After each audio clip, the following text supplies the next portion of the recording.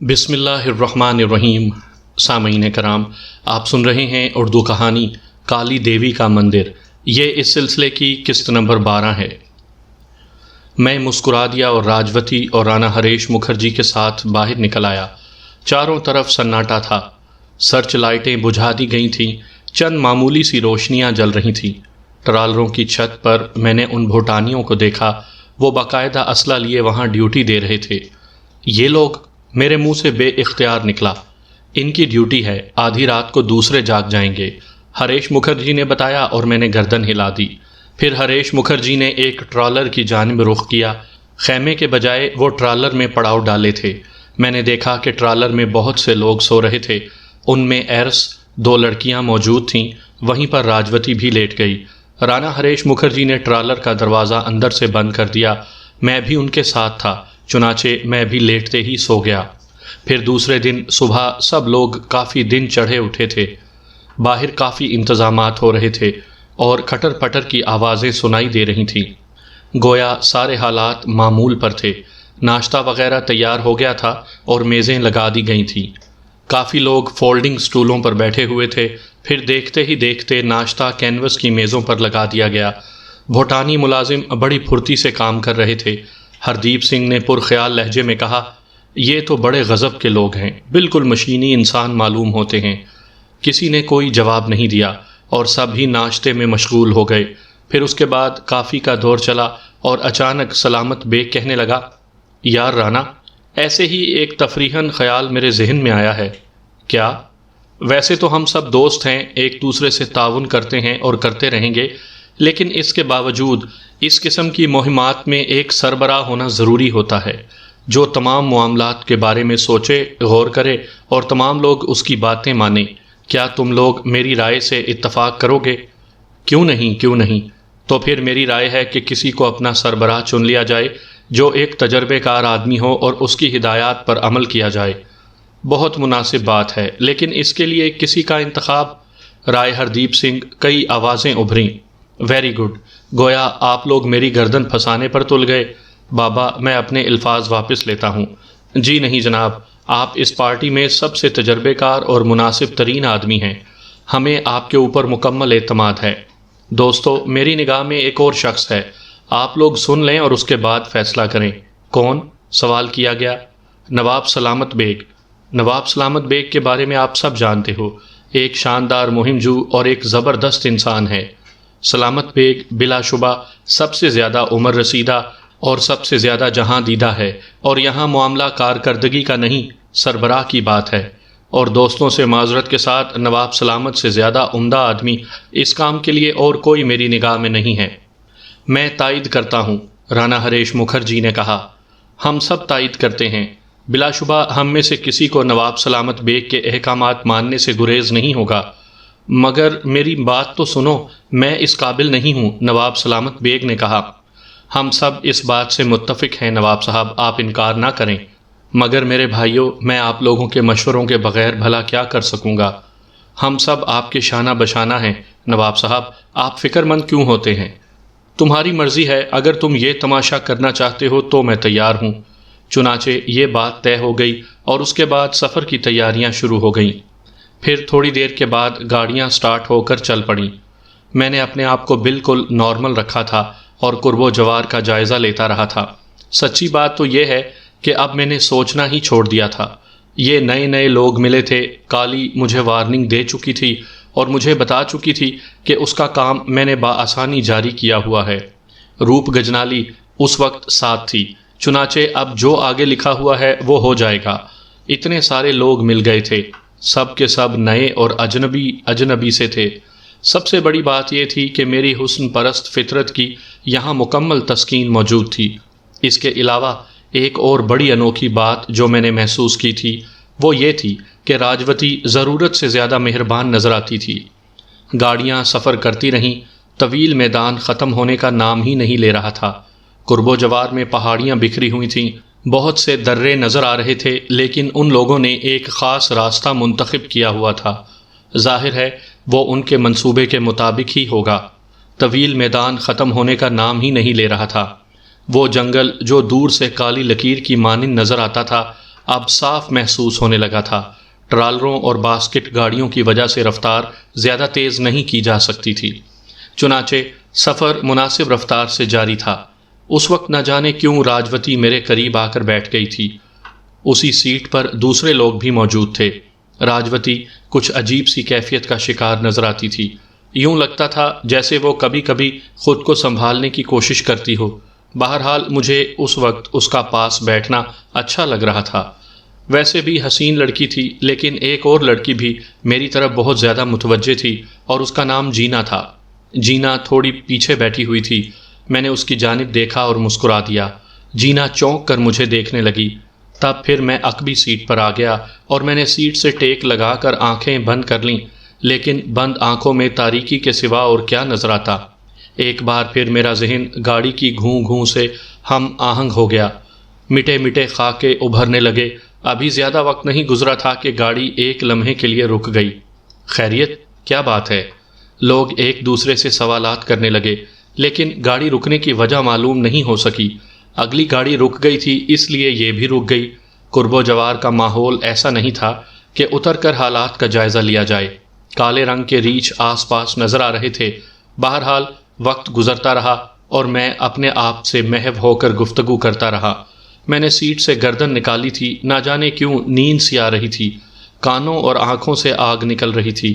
اسی وقت جینا نے میرے بازو پر بازو رکھا اور ایک دم چونک پڑی۔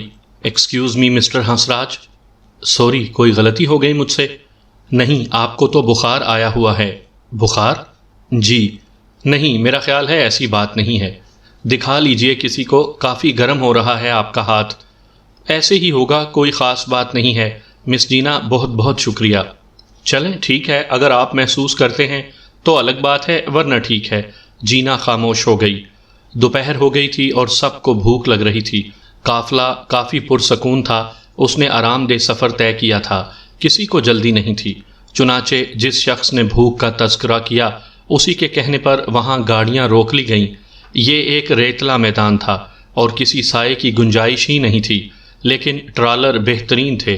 چنانچہ دوپہر کا کھانا انہی میں سرو کیا گیا اور انہی میں آرام کیا گیا۔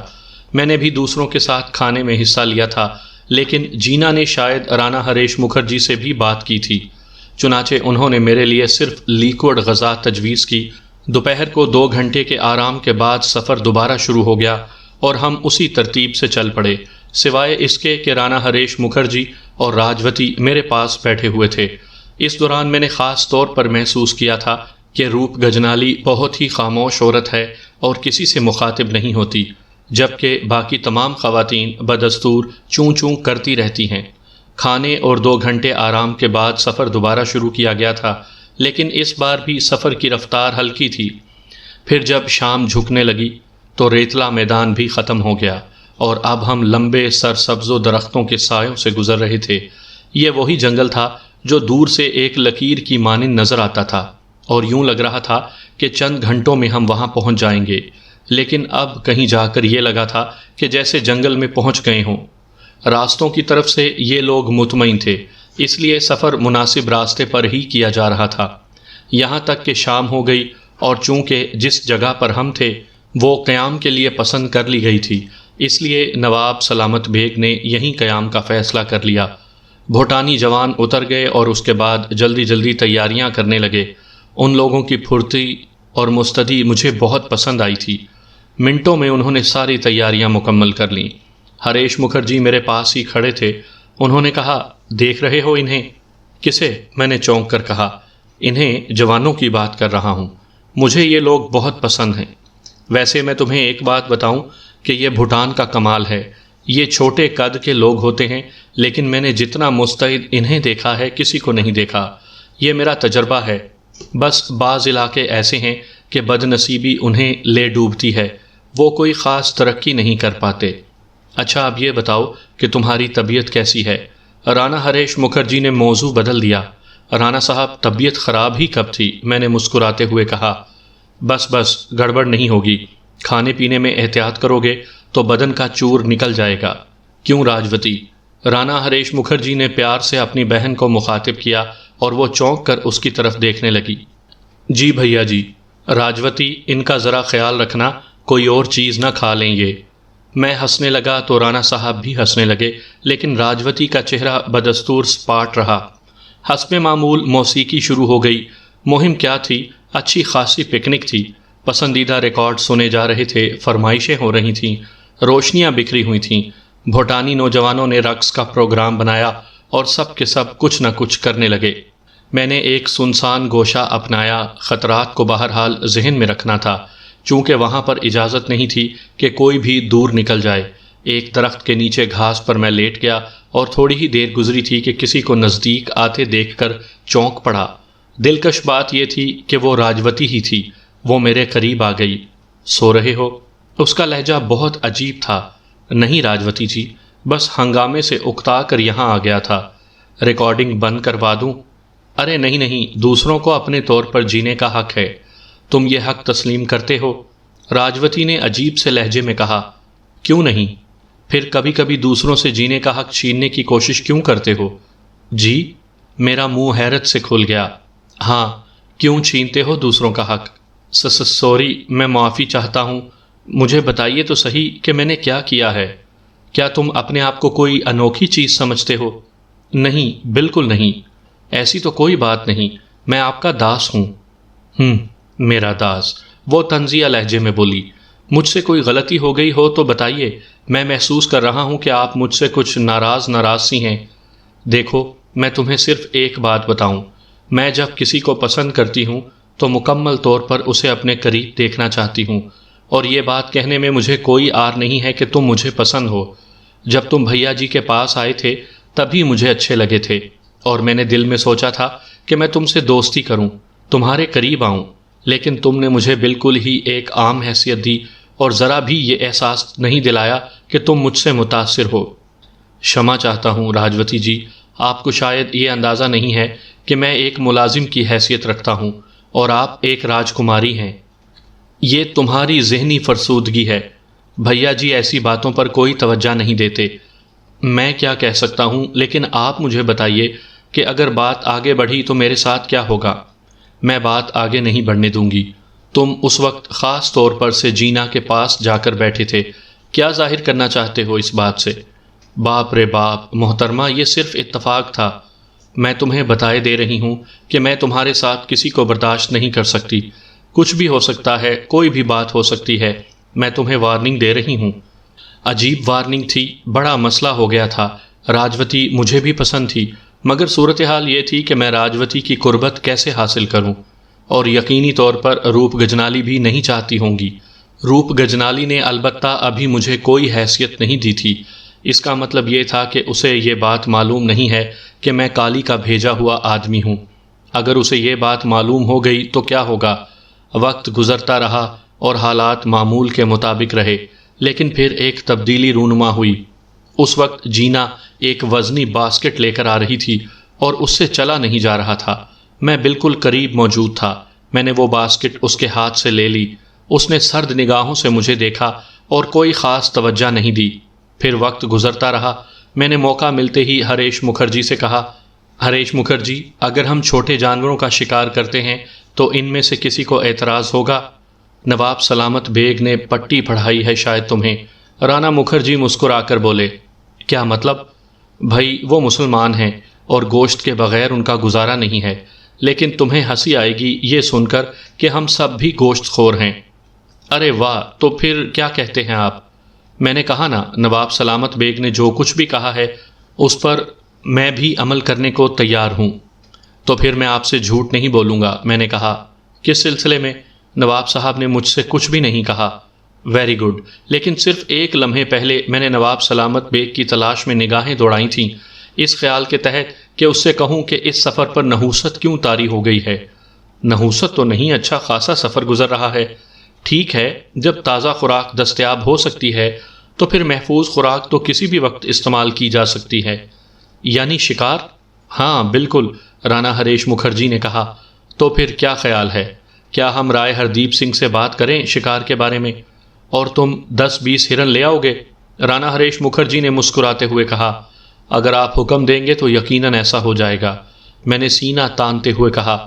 اب ظاہری بات ہے کہ مجھے بھی اپنی تھوڑی سی بہت شیخی مارنے کا حق تھا۔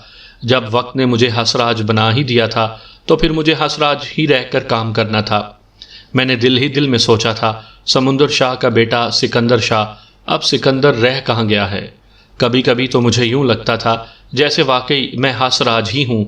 رانا ہریش مکھرجی تعریفی نگاہوں سے مجھے دیکھ رہے تھے، پھر اس نے کہا، نہیں میری جان، میں تمہیں نظر نہیں لگوانا چاہتا، تم میرے آئیڈیل ہو، ہمارے پروگرام کے مطابق بھی تم کھل کر منظر عام پر نہیں آؤ گے، ایک دو ہرن مار لینے میں کوئی حرج نہیں ہے۔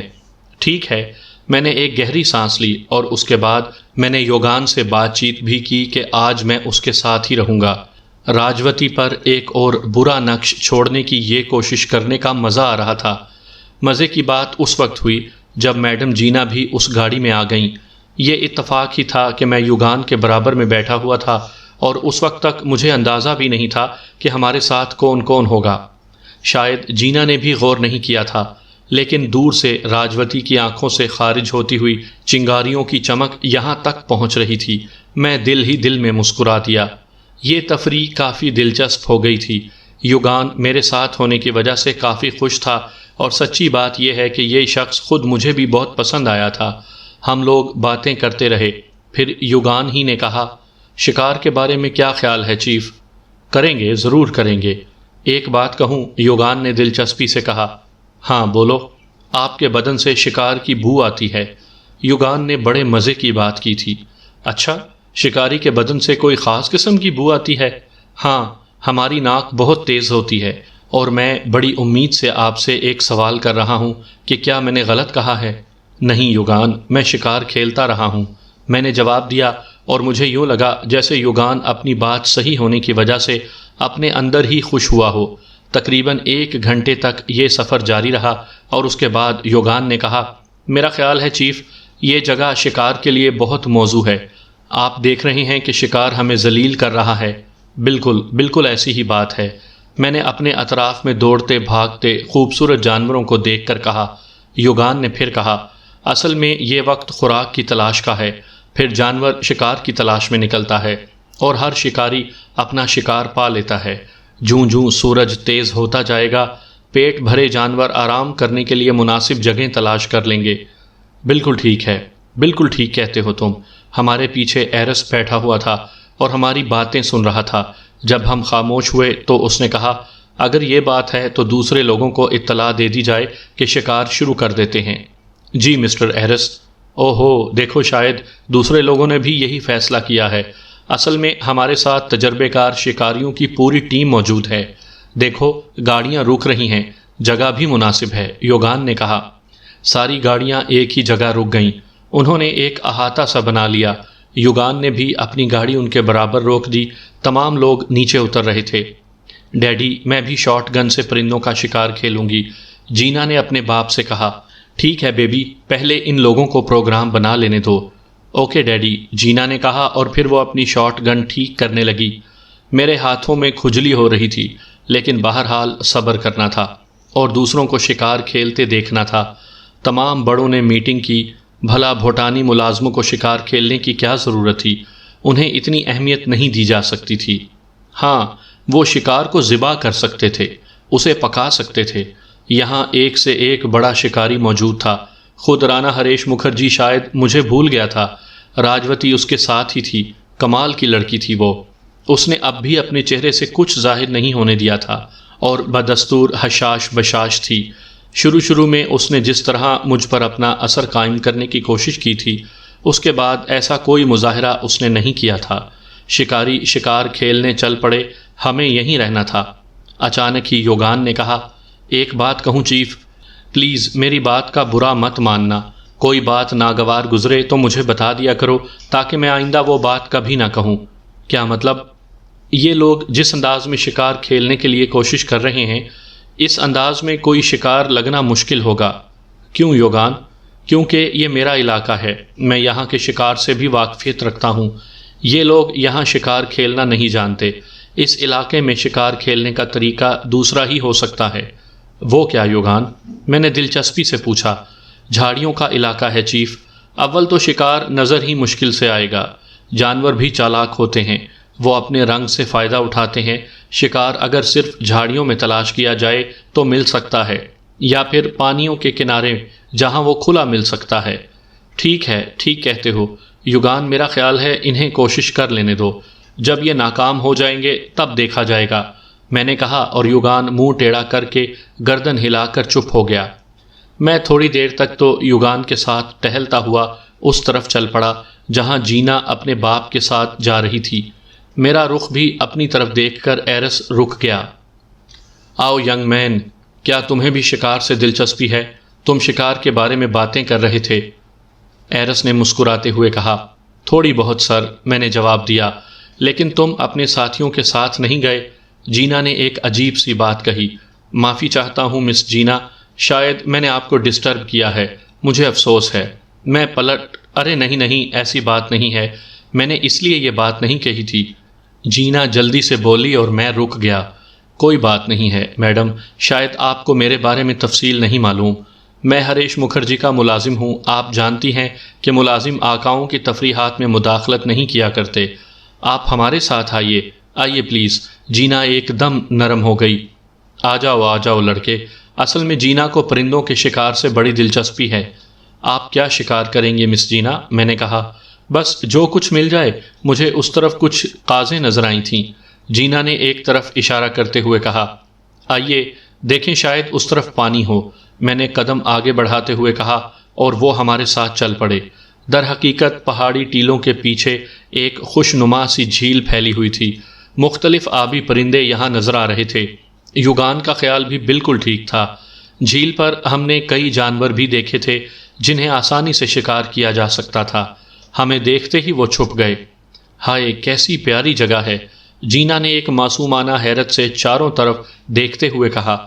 میرا خیال ہے کہ یہ تمہارے شکار کے لیے بنائی گئی ہے۔ ایرس مسکرا کر بولا، میں کوشش کرتی ہوں۔ جینا نے کہا اور گن لے کر تیار ہو گئی۔ پھر اس نے نشانہ لیا اور فائر کر دیا، لیکن اس کا کوئی نشانہ نہیں تھا۔ پرندے اڑ گئے اور جینا کھسیائے ہوئے انداز میں مجھے اور ایرس کو دیکھنے لگی۔ کوئی بات نہیں، پھر صحیح۔ ایرس نے اس کی ہمت بڑھائی۔ اصل میں میرا نشانہ اچھا نہیں ہے، آپ پھر کوشش کیجئے مس جینا، میں نے کہا، اور اس نے ایک بار پھر کوشش کی، لیکن اس بار بھی وہی رہا۔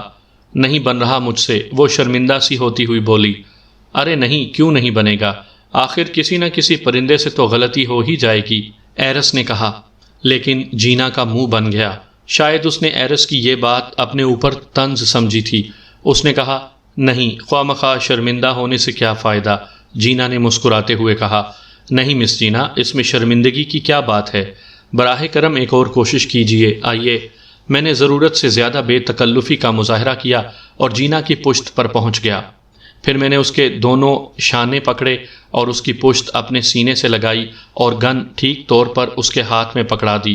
پھر پرندوں کی ایک ٹولی کو تاکتے ہوئے میں نے کہا، نالی کے نیچے میرا ہاتھ رہے گا، آپ صرف نشانہ لیں گی، اور جب میں کہوں ٹریگر دبا دیں۔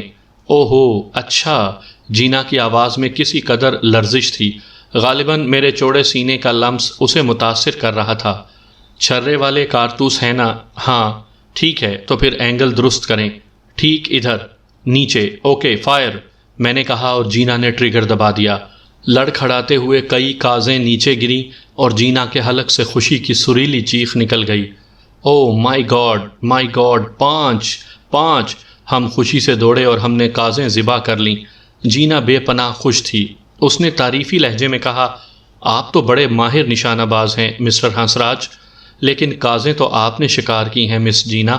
نہیں، ایسا نہ کہیں، میرے ہاتھ میں تو صرف گن تھی۔ یہ تو بڑے آگے کی بات ہے کہ دوسرے کے ہاتھوں سے اتنا عمدہ نشانہ لگایا جائے، ایرس نے کہا۔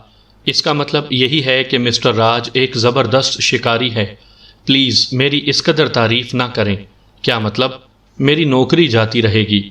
کیوں، ایسی کیا بات ہے؟ بس میری درخواست ہے آپ سے۔ ٹھیک ہے، لیکن بات عجیب ہے۔ آئیے ہنسراج، ایک بار پھر، جینا نے کہا۔ ضرور آئیے، میں نے کہا، اور اس بار جینا میرے سینے سے لگ گئی۔ پھر بھلا نشانہ کیوں خالی جاتا؟ جینا کا خوشی کے مارے برا حال تھا۔ خدا کی قسم ڈیڈی، اب یہ سب مجھے اتنا آسان معلوم ہونے لگا ہے۔ مسٹر ایرس، میں نے آہستہ سے کہا۔ ہاں بولو۔ یہ لوگ جو شکار کرنے گئے ہیں نا، میری پیشن گوئی ہے کہ شکار کر کے نہیں لا سکیں گے۔ کیوں؟ کیونکہ جیسا یہ علاقہ ہے وہاں شکار کرنے کے لیے ایک مخصوص تکنیک ہوتی ہے جو شاید ان میں سے کسی کو معلوم نہ ہو۔ ممکن ہے، لیکن یہ تو جانے والوں کے لیے بڑی شرم کی بات ہوگی۔ میری ایک تجویز ہے۔ کیا؟ جینا اور ایرس نے ایک ساتھ کہا۔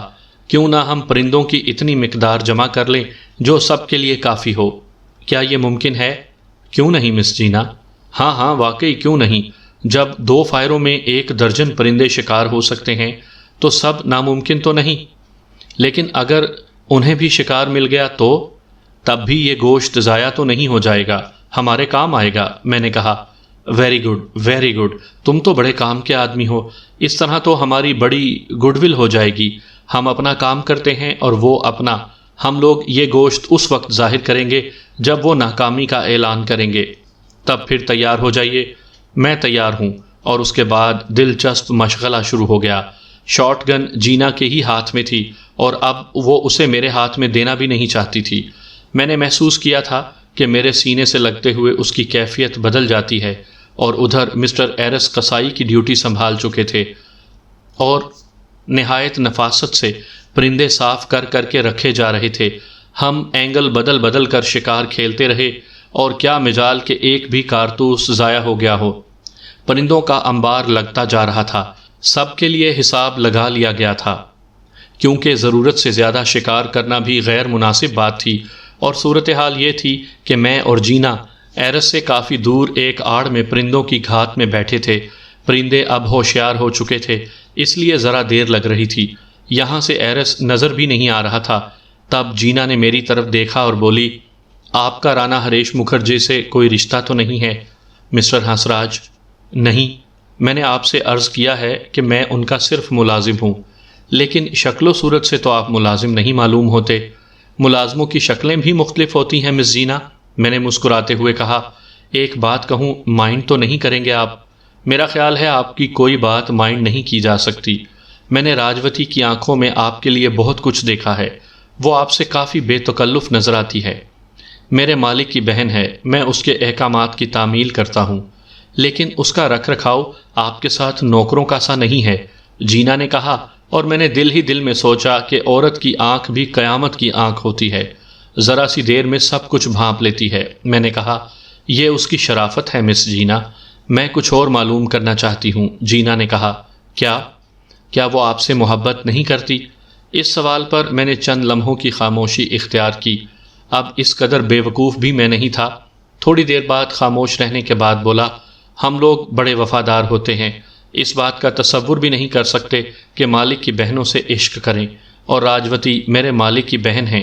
میں نے تو کبھی خواب میں بھی ان کے بارے میں یہ نہیں سوچا۔ کیا آپ ٹھیک کہتے ہیں ہنسراج؟ ہاں، میں جھوٹ نہیں بول رہا۔ کمال ہے۔ کیوں؟ آخر کیا کمال ہے اس میں؟ ہم لوگوں کا خیال تھا کہ تم دونوں ایک دوسرے سے محبت کرتے ہو۔ مجھے معاف کرنا، میں ذرا بے تکلف لڑکی ہوں۔ بڑی بے تکلفی سے میں نے یہ الفاظ کہہ دیے ہیں، لیکن ہم لوگ یہ سوچتے رہے ہیں۔ ہم لوگ کون؟ میں سلامت بیگ کی بیٹیوں کے بارے میں بھی کہہ رہی ہوں۔ ہم لوگ آپس میں اس بارے میں بات کر رہے ہیں۔ نہیں، ایسی کوئی بات نہیں۔ یہ تو خوشی کی بات ہے، جینا نے مسکراتے ہوئے کہا۔ کیوں؟ خوشی کی کیا بات ہے؟ اب ہم میں سے کوئی بھی آپ سے محبت کر سکتا ہے، جینا نے بے تکلفی سے کہا، اور میں خاموش ہو گیا۔ آپ کچھ بولیں گے نہیں اس بارے میں؟ نہیں، میں کچھ نہیں بولنا چاہتا۔ میرا خیال ہے آپ کو اپنے خیالات کا اظہار ضرور کرنا چاہیے تاکہ ہم لوگ بھی محتاط ہو جائیں۔ پلیز مس جینا، آپ ایسی بات نہ کریں۔ نہیں، معافی چاہتی ہوں مسٹر ہنسراج، میں اپنی ہی بات کر رہی ہوں۔ آپ مجھے یہ بتائیے کہ کیا محبت انسان کی ضرورت نہیں ہوتی؟ آپ کو کپڑے کی ضرورت ہے، آپ کپڑا پہنتے ہیں۔ آپ کو روٹی کی ضرورت ہے، آپ روٹی کھاتے ہیں۔ آپ براہ راست اس معاملے میں کیوں نہیں سوچتے؟ مس جینا، روٹی آپ کی ذات کے لیے ہے، لباس آپ کے بدن کو ڈھکنے کا ذریعہ ہے، یہ دونوں چیزیں آپ کو زندہ رکھتی ہیں، لیکن محبت ایک بڑا مقدس جذبہ ہے، بہت دیر میں اس کے بارے میں سوچا جا سکتا ہے۔ ٹھیک ہے، لیکن آپ میری بات کو ذہن نشین کر لیجئے، میں کسی بھی وقت آپ سے محبت کر سکتی ہوں۔ جینا ضرورت سے زیادہ بے تکلف تھی۔ اس نے کہا، میرا خیال تھا کہ آپ راجوتی سے منسلک ہیں، آپ میں کچھ ایسی خوبیاں ہیں جو دوسروں میں نہیں۔ آپ اتنے عمدہ نشانے باز ہیں کہ آج اس کا تجربہ ہو گیا ہے۔ یقیناً آپ سپر ہیں، میں آپ کو پسند کرنے لگی ہوں۔ بہر طور بڑی سنگین صورتحال تھی۔ راجوتی کو بھی سنبھالنا ضروری تھا کیونکہ وہ بہرحال ایک بڑی شخصیت کی مالک تھی اور مجھے اس کے ساتھ ہی رہنا تھا۔ آپ شاید بہت غلط کر رہی ہیں مس جینا، میں انتہائی بے حقیقت انسان ہوں۔ دیکھیں، انسان اگر انسان ہے تو بے حقیقت نہیں ہوتا۔ بہرحال میری خوش نصیبی ہے کہ آپ جیسی حسین لڑکی مجھے پسند کرتی ہے۔ اب میں بہت سی باتیں بے تکلفی سے کہہ دوں گی،